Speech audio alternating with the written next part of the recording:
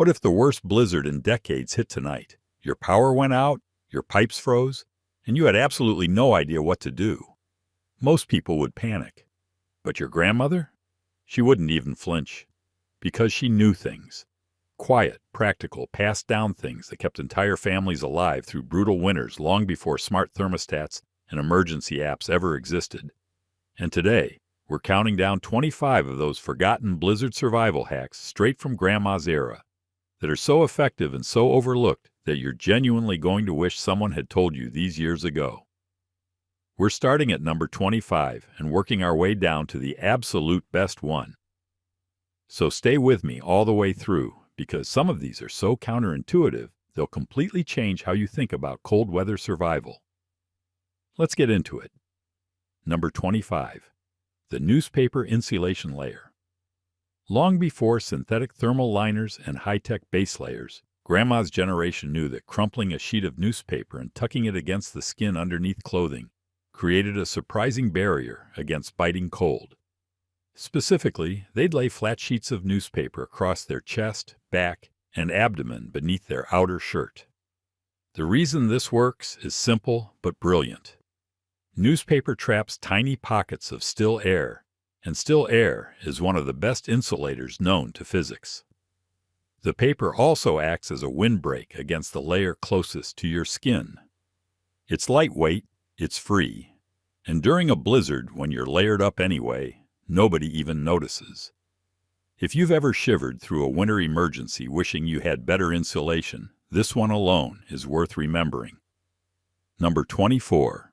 Candles as room heaters in small spaces. Grandma didn't just pull out candles during a power outage for the light. She understood something most people completely forget today. A single candle burning inside a small enclosed space, like a bathroom, closet, or car, generates real, measurable heat.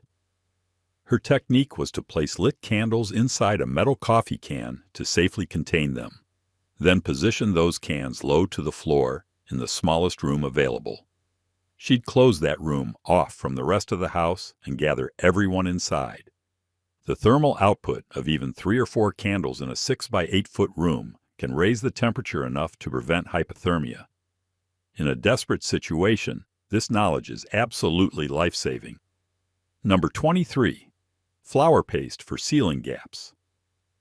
Here's one that sounds bizarre until you understand why it works. Before a blizzard, Grandma would mix flour and water into a thick paste and press it into the larger gaps around window frames, baseboards, and door frames. This acted as a temporary sealant that hardened slightly as it dried, blocking cold air infiltration. Every crack in a home during a blizzard is essentially a straw through which the heat you've worked so hard to generate just gets sucked out. The flour paste didn't need to be beautiful. It just needed to work. And it did. She'd peel it off after winter without damaging the woodwork. Simple, cheap, and devastatingly effective. Number 22. Sleeping toward the interior of the house. This sounds almost too simple, but Grandma's generation deliberately chose which room they slept in based on the storm direction. They'd identify which side of the house bore the brunt of the wind and snow, and they'd move everyone to sleep on the opposite interior side of the home. Exterior walls lose heat dramatically faster than interior walls during a blizzard, especially old construction. By pulling mattresses and sleeping arrangements toward the center of the house or against an interior wall, the family stayed meaningfully warmer through the night without using any additional fuel. Nobody talks about this one anymore, and it costs absolutely nothing. Number 21. Potatoes and bricks as foot warmers in bed. Before anyone climbed into a cold bed on a blizzard night, Grandma would heat a large potato or a clay brick on top of the wood stove until it was very warm to the touch. Wrap it tightly in a thick wool cloth and slide it down to the foot of the bed. Feet lose heat at a disproportionate rate when you sleep, and cold feet make your entire body feel like it cannot warm up. The potato or brick, once wrapped, would hold gentle radiant heat for several hours. Children especially would tuck their feet up against this makeshift warmer and drift off in what felt like cozy comfort despite the howling storm outside. It's one of those hacks where once you know it, you can't believe you didn't think of it yourself. Number 20. Using snow itself to insulate the home exterior. This one is genuinely counterintuitive. Grandma's family would actually shovel and pack snow deliberately against the exterior foundation walls of the house during a sustained blizzard. Snow, particularly when packed in dense layers, has remarkable insulating properties. The air trapped within the snow's crystalline structure slows the transfer of cold through foundation walls in the same way that insulation bats work in modern construction. A packed snow berm around the base of the house acted like a thermal blanket around the foundation, reducing heat loss from the floor above. You're essentially using the storm against itself. Number 19. The curtain wall method. This is one Grandma's generation swore by but modern households have completely abandoned. They would string heavy curtains or thick quilts across interior doorways, shrinking the number of rooms the household actively heated during a blizzard. Instead of trying to heat a 6-room house with limited firewood, they'd close it down to essentially 2 or 3 connected rooms. The curtains across doorways trapped air in the occupied spaces and created buffer zones of slightly warmer dead air between the heated rooms and the cold outer rooms. Less space to heat means your fuel lasts dramatically longer, which in a multi-day blizzard could genuinely be the difference between making it and not. Number 18. Carrying char cloth for emergency fire starting. Grandma kept small pouches of char cloth tucked inside coat pockets and hidden in various places around the house.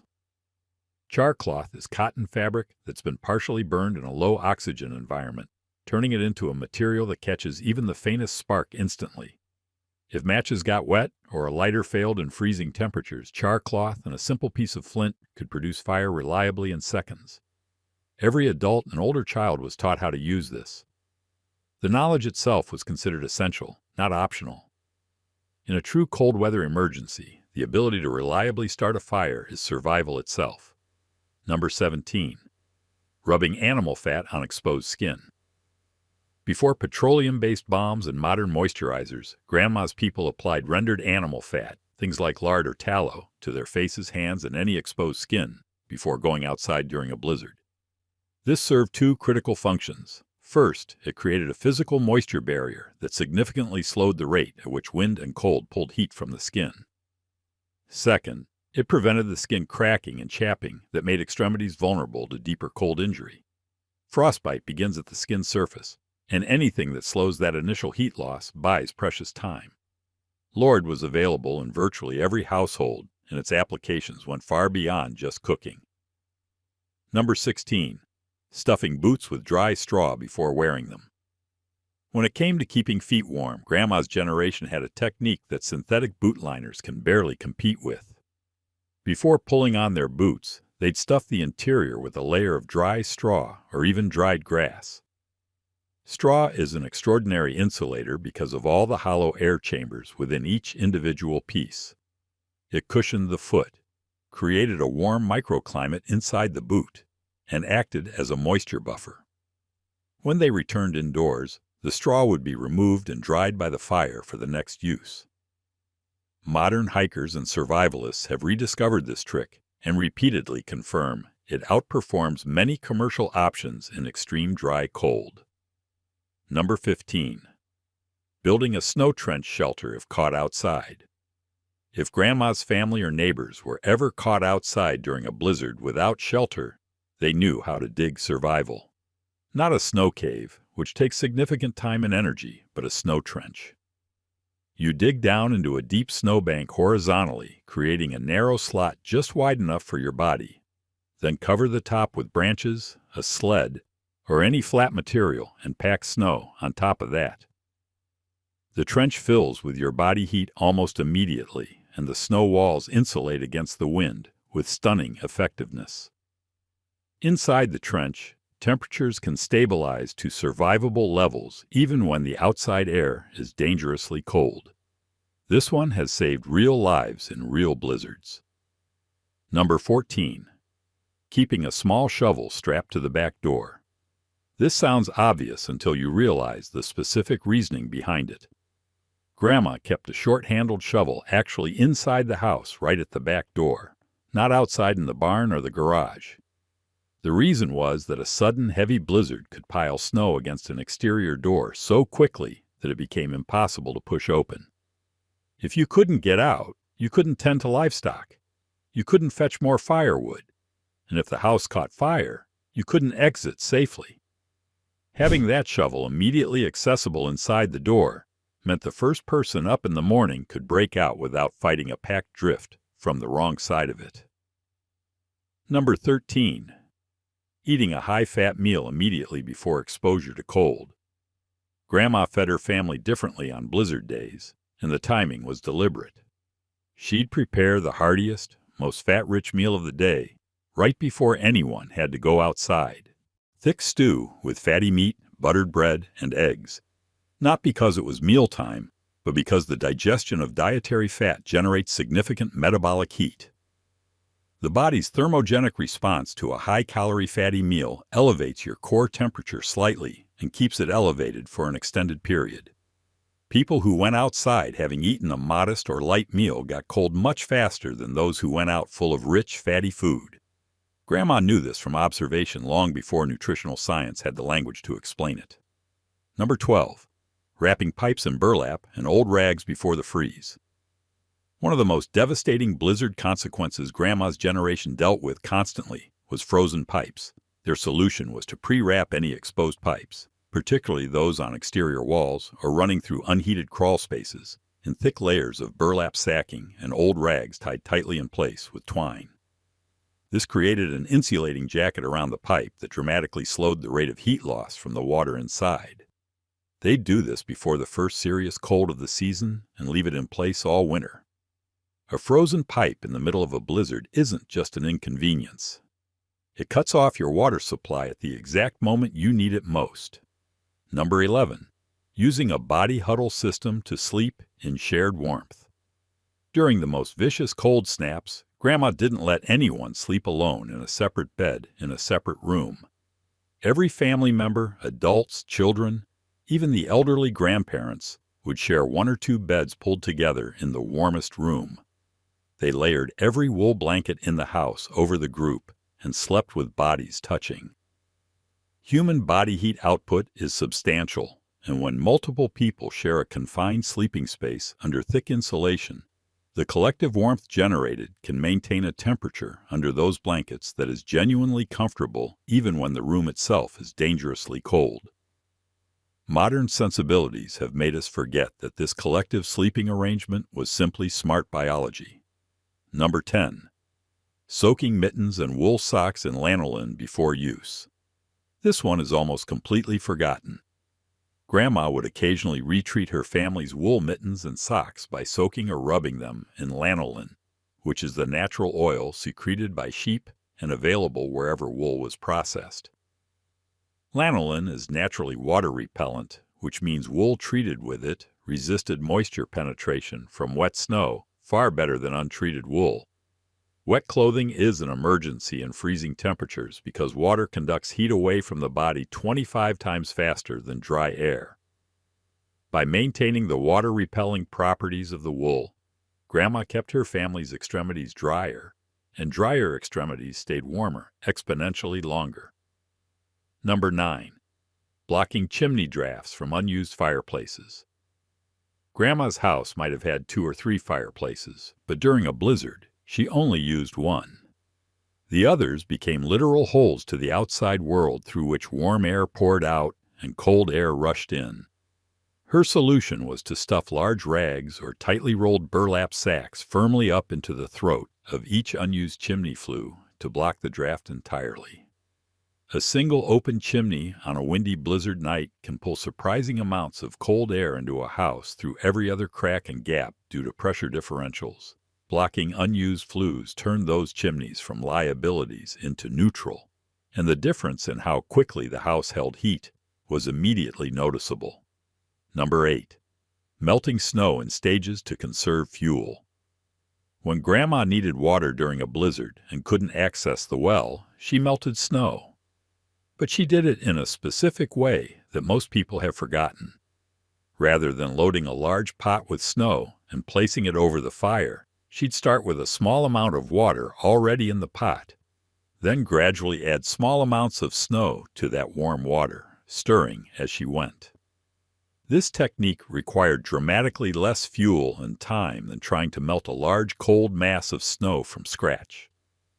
The existing warm water acted as a thermal base that sped up the melting process without needing to maintain a high flame.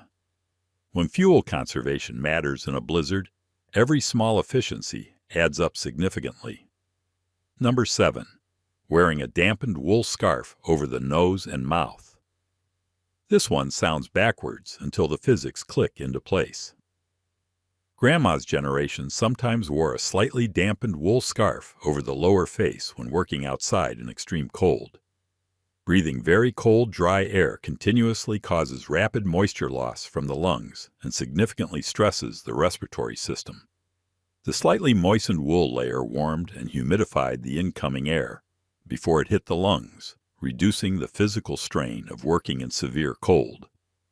It also reduced the painful burning sensation in the throat and chest that many people experience in extreme temperatures.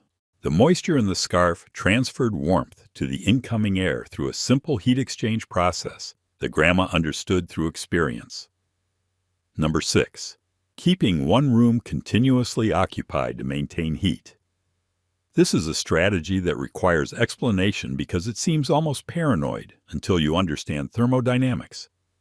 Grandma made sure that at least one person, or ideally several, remained in the main heated room at all times during a prolonged blizzard.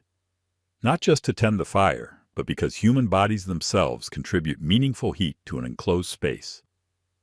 An empty room loses temperature faster than an occupied one because there are no secondary heat sources supplementing the fire or stove. By keeping the room populated continuously, using a rotating schedule if necessary, the room maintained a higher ambient temperature using less fuel than it would have if it were periodically abandoned and allowed to cool down. Number 5.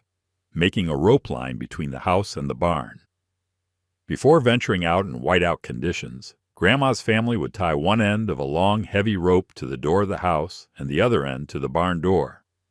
During a true blizzard whiteout, visibility can drop to 0 within feet, and people have frozen to death getting disoriented in their own backyard. The rope line served as a physical guide that could be followed hand over hand even when you could see absolutely nothing. It sounds extreme until you realize that the combination of blowing snow, disorientation, and freezing cold has claimed the lives of farmers who never made it more than 50 yards from their own back door. This rope line was considered as essential as the firewood itself. Number 4. Drying wet clothing in layers near, not directly on, the heat source. Most people's instinct when coming in from outside with soaking wet clothing is to hang it as close to the heat source as possible. But Grandma had a specific technique she insisted on. She'd hang wet clothing several feet away from the fire or stove, not directly against it. The reason was multifaceted.